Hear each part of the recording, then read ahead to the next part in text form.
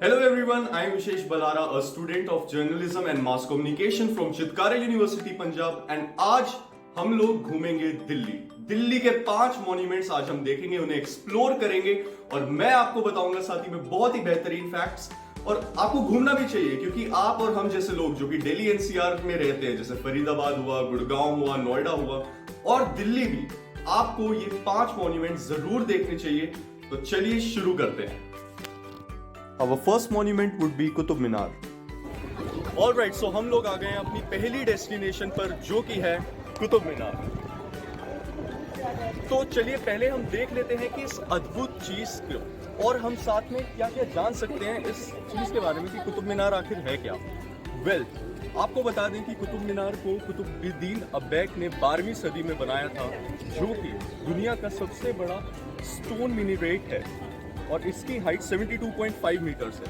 इस टावर को बनाने का मकसद जो था वो था मुस्लिम्स की जीत। जी हाँ, मुस्लिम डोमिनेंस को सेलिब्रेट करना था, जिस वजह से कुतुब मीनार को बनाया गया था, और वो भी दिल्ली के लास्ट हिंदू रूलर को हराने के बाद। इतना ही नहीं, कुतुब मीनार जो कि है वो सराउंडेड है बहुत ही सेवरल ग्रेट हिस्टोरिकल मॉन्यूमेंट्स है। As you all can see, यहाँ पर हमें काफी सारे टॉम्स देखने को मिलेंगे और जिसका रेफर किया गया है एज कुतुब कॉम्प्लेक्स। और आपको ये भी बता दें कि इस कॉम्प्लेक्स में आता है iron pillar of Delhi, Quwwat ul Islam mosque, Alai Darwaza, the tomb of Iltutmish, Alai Minar, Alauddin's madrasa and tomb, the tomb of Imam Zamin, Major Smith's cupola and Sanders sundial. So आप देख सकते हैं इस जगह की खूबसूरती को। आप देखिए कितना बड़ा ये टावर है, वर्ल्ड का नंबर 1 टावर है, Guinness book of world records में भी इसका नाम दर्ज हो चुका है। So now this was all about Qutub Minar. Let's the second destination of Delhi. Our second destination would be Lotus Temple. Alright, so let's visit the Lotus Temple. You all can see.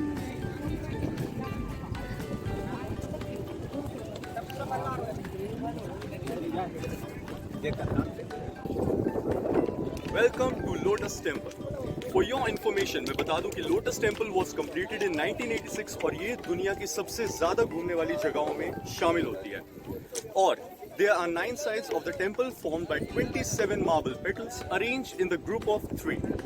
और जो 9 दरवाजे हैं जो कि इस टेम्पल में है, that leads towards a central prayer hall जिसकी कैपेसिटी is around 2500 people और ये 40 meters high है। So let's go inside and आपको बताऊंगा और भी amazing facts Lotus Temple।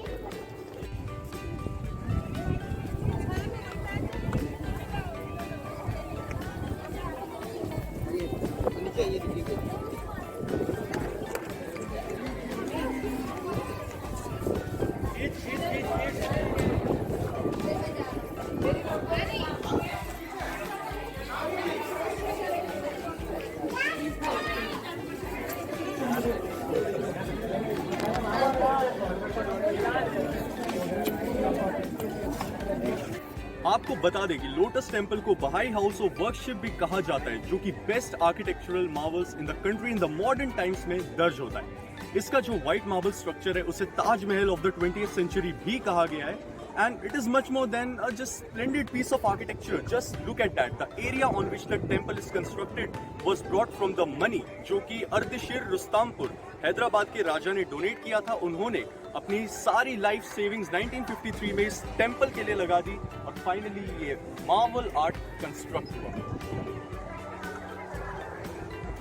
And not only this, यहाँ पर we have mix of art. It is known for its beautiful flower-like structure and architecture, as well as marvelous ambience that make it a popular tourist attraction for people of all faiths. Hence, the Bahai Lotus Temple is one of the world's most beautiful buildings and a must visit when you are in Delhi. Our third destination is India Gate. But before that, let me tell you that when we were recording the video, we were stopped by the military due to construction work and due to security reasons. Now we are at the heart of Delhi, the India Gate. I know हम वहाँ तक नहीं जा सकते because of construction work.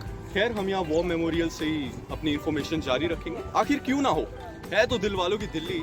तो चलिए बात करते हैं इस मॉन्यूमेंट की। इंडिया गेट को creative reworking of Arc de Triomphe भी कहा जाता है, जो कि फ्रांस में है, and this has a span of 30 feet and lies on Rajpath, the central vista and main memorial procession route in New Delhi.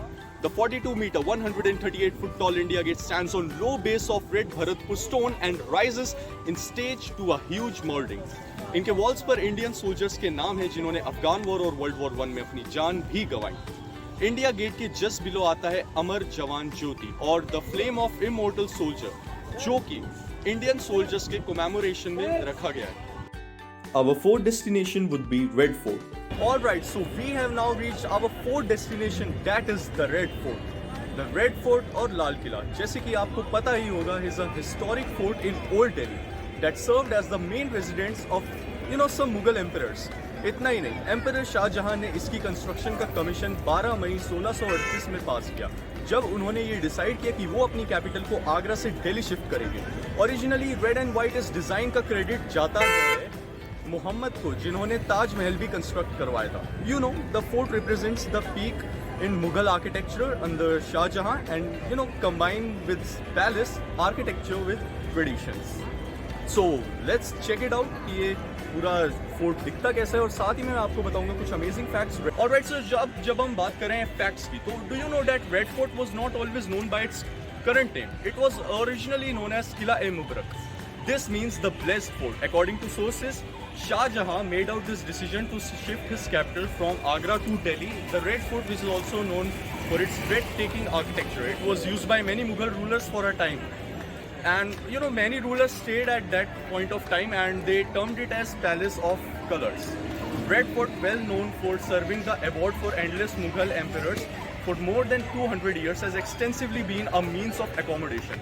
Moreover, it has greatly served as a center not for political but for social affairs as well. So, यहाँ तक था हमारा red fort का सफर। आपने देखा कितनी खूबसूरती से ये महल जो है बनाया गया था, काफ़ी अच्छा आर्किटेक्चर पीस इसमें यूज़ किया था। So let's move on to our fifth destination. Finally, let's visit our last destination, which is Jama Masjid.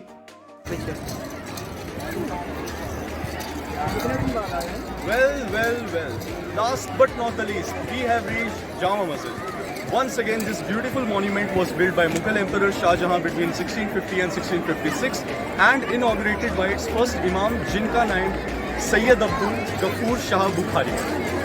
वैसे तो ये फैक्ट, इसका सरप्राइजिंग फैक्ट ये है कि ये रेड फोर्ट के बिल्कुल सामने, which is the imperial mosque of Mughal emperor after the demise of empire in 1857. This resembles Islamic power across India. It was like site of political significance during several key periods of British rule as well.